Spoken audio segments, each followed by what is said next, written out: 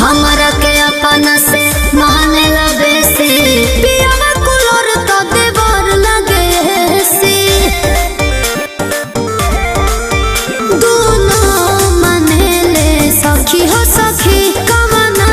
के दिलवा रखी हो रखी जब झाड़ के चले तो महाराज लगेला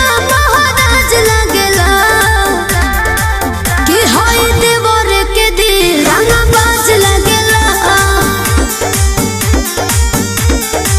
हो होय देवर के दिल रंगबाज लगला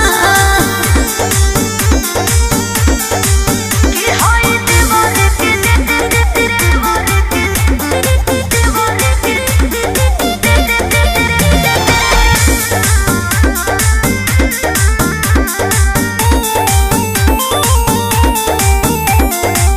एगो कहे भौजी तो एगो कहे पत्नी सैया सलाद तो देवर हमर चटनी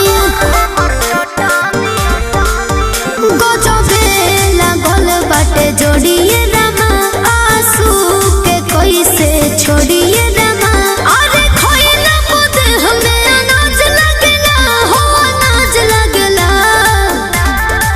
कि हाय देवर के दिल रंगबाज लगेला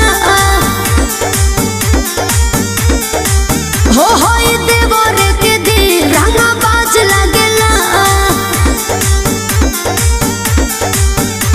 अरे का कही हो।